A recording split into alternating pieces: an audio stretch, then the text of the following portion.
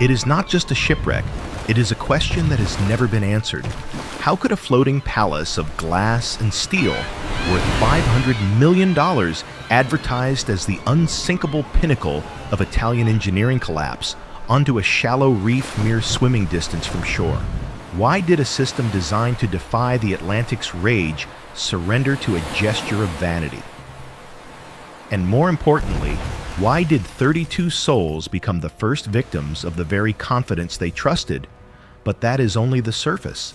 Behind the moment the lights died and the floor became a wall, lies another story less told, but equally dangerous, about a paralyzed command, a captain's fragile ego, and a chain of small errors merging into history.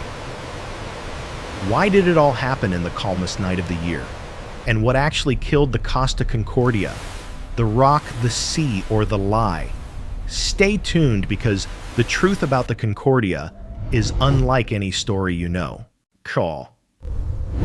But on the night of Friday, January 13th, 2012, that promise was broken by the oldest enemy of the mariner, human arrogance. The tragedy of the Concordia is not a story of a storm. The sea was as flat as a mirror. The visibility was perfect. The ship was equipped with the most advanced radar and sonar systems humanity had ever engineered. There were no rogue waves, no icebergs, and no engine failures. The ship did not die because it was weak. It died because it was betrayed. Deep inside the hull, a jagged tooth of granite was already waiting to turn a night of galas into a tomb. But for now, the champagne was still cold. To understand the horror of that night, we must first understand the scale of the beast. The Concordia was not just a boat. It was a sovereign nation. It carried 4,200 souls, more than the population of the island it would soon crash into. It had Weed 500 cabins, a Formula One simulator, 4 swimming pools, and a spa larger than most mansions. It was a cathedral built to the worship of leisure. The ocean, however, is not impressed by tonnage. To the water, the steel hull was not a fortress. It was a fragile skin. The ocean is not a monster that hunts. It is a predator that waits. It waits for a single moment of incompetence to reclaim what belongs to it. And that incompetence wore a captain's uniform. Enter Francesco Schettino, a man who embodied the stereotypical charm of the Italian seafarer, tanned, confident, a lover of the spotlight. He was not a villain in the traditional sense. He did not wake up that morning planning to kill 32 people. His crime was far more common and far more dangerous: ego. Schettino wanted to perform a salute. He wanted to steer this massive, clumsy giant close to the island of Giglio to wave hello to a retired admiral living on the shore, and to impress the head waiter whose family lived on the island. It was a maneuver of pure vanity. He wanted to thread a needle with a sledgehammer. He turned off the alarm system for the navigation computer. He trusted his eyes over the data. He believed he could dance with the coastline. He did not know that in less than an hour, he would be claiming that he simply tripped and fell into a lifeboat while his passengers drowned behind him. The Mediterranean night was a velvet curtain, soft and impenetrable. Inside the belly of the whale, the air smelled of expensive perfume, searing steak, and the ozonic crispness of recycled air conditioning. It was 9:30 p.m. The Costa Concordia was not merely a ship. It was a sanctuary of light in a universe of darkness. In the Milano restaurant, waiters in white jackets moved with the synchronized grace of ballet dancers pouring Prosecco into crystal flutes.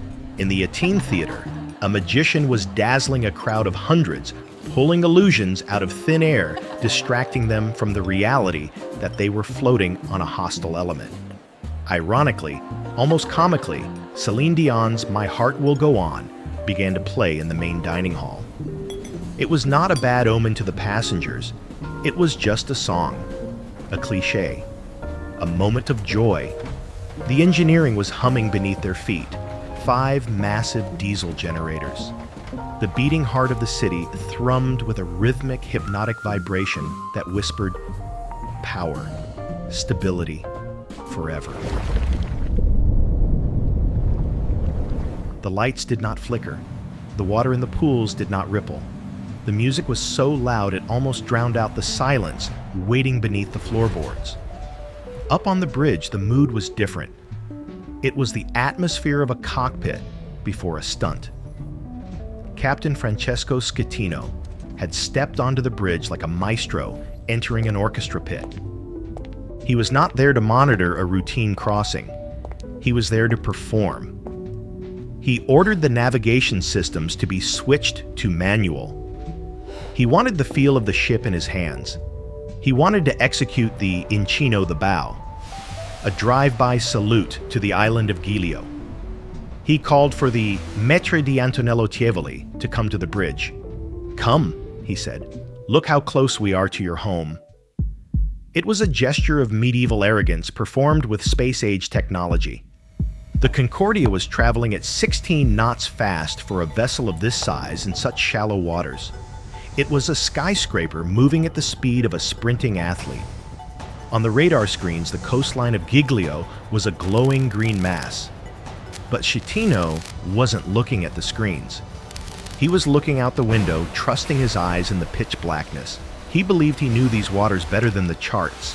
He saw the lights of the port, the distant glow of the island homes, and he felt in control. The Luscol rock formation lay ahead. On the charts, it was clearly marked an underwater ridge of granite that had sat undisturbed for millennia. It was sharp, immovable, and hidden. The watertight doors were designed to save them, but in less than 20 minutes, they would seal their doom. Schettino ordered a turn. "Starboard 10, he commanded. The massive rudder shifted. The ship began to swing its thousands of tons of momentum fighting against the water. He was carving a curve through the sea, shaving the distance between the steel hull and the rock down to meters. To the passengers eating their dessert, the turn was imperceptible. The wine in their glasses barely tilted. They were insulated by layers of steel carpet and ignorance. They were safe. They were warm. They were happy. The illusion of the golden dream was perfect. But on the bridge, the silence was breaking. The second officer glanced at the radar. The distance was closing too fast. The rock was not where Schettino thought it was. The captain had delayed the turn by mere seconds, a trivial amount of time in a car, but an eternity for a ship weighing 114,000 tons. Schettino saw the foam breaking on the rocks too late. He barked a final order. "Hard to starboard!" Charge! He tried to swing the tail of the whale away from the teeth of the shore. The ship responded. The bow cleared the rocks. For a heartbeat, it seemed the gamble had paid off. The lights of Giglio drifted past the window, beautiful and close. Then the floor shook. The timeline fractures. We leave the comfort of the past tense. Everything is happening now. The sound is not an explosion. It is a scream. A 50-meter blade of granite slices through the port side of the hull like a razor through skin. The noise is deafening, a grinding, tearing screech that vibrates through the soles of 4,000 pairs of shoes. It is the sound of the invincible meeting the immovable.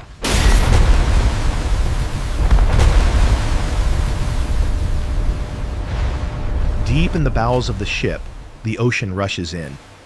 It is not a leak. It is a deluge. Thousands of tons of seawater violently smash into the engine rooms, hitting the superheated generators. Steam explodes. Alarms shriek.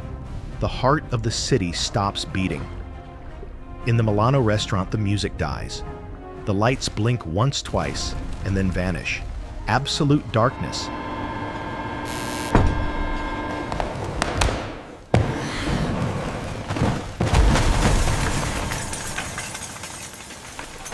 For a second, there is silence. Then the sound of confusion. A nervous laugh, a dropped fork, a child asking why the magician stopped.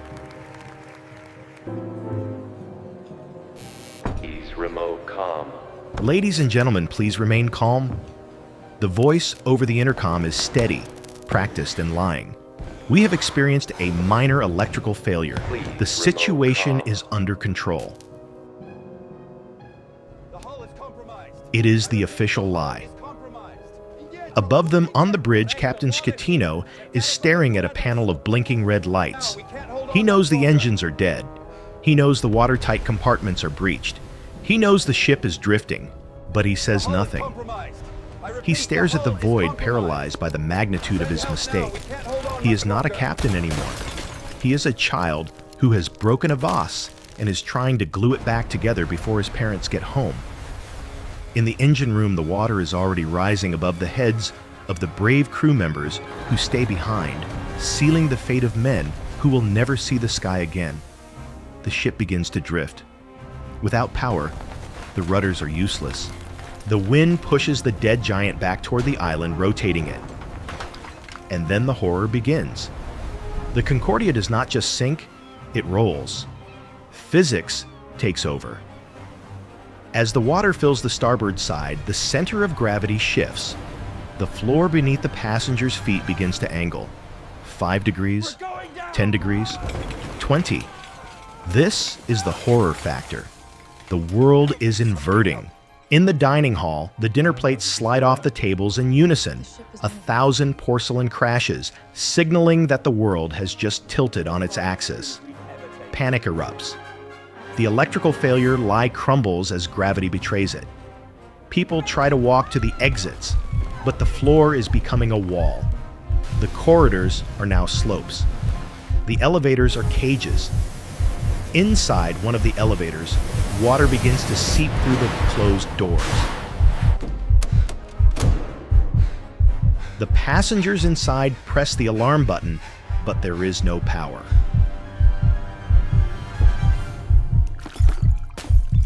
They are trapped in a steel box, in the dark, tilting backward, listening to the ocean rise around them. On the bridge, the chaos is total. Officers are shouting conflicting data. Schettino is pacing, making phone calls to the cruise line headquarters, asking for instructions instead of giving orders. He is wasting time. Every second he delays the abandoned ship order is a sentence of death. The ship groans. It is a deep, metallic moan, the sound of the superstructure twisting under its own weight. It slams into the rocky shelf of the sea floor, finally coming to rest at an agonizing 80-degree angle. The luxury is gone. The warmth is gone. Now there is only the cold, the dark, and the scramble for survival. People form human chains to climb up the vertical hallways. Fathers throw their children across gaps in the stairwells. And in the midst of this hell, the captain makes his choice. He does not go down with the ship. He heads for the lifeboats. The sun rose over the island of Giglio, revealing the full grotesquerie of the night. The Costa Concordia lay on its side, a fallen titan, humiliatingly close to the port. It was no longer a ship. It was a cadaver. The blue funnel sat underwater. The water slides were twisted metal sculptures pointing at the sky. For months, the wreck sat there, a macabre tourist attraction. But while the world gawked, a different kind of army was assembling. If the crash was a monument to human error, what followed was a monument to human ingenuity. This was the Parbuckling project. It was the most complex, expensive, and dangerous salvage operation in maritime history. The goal was insane: to rotate a 114,000-ton steel carcass, upright float it, and tow it away. It would cost $1.2 billion, double the cost of building the ship in the first place. The ocean had claimed the ship, and it did not want to give it back. The hull was filled with thousands of tons of water, rotting food and debris. It was stuck to the granite seabed. To move it required a force greater than nature. Engineers built a false bottom, a platform of steel and grout injected into the rocks. They attached massive hollow steel boxes called sponsons to the exposed side of the ship. These were the lungs that would help the giant breathe again.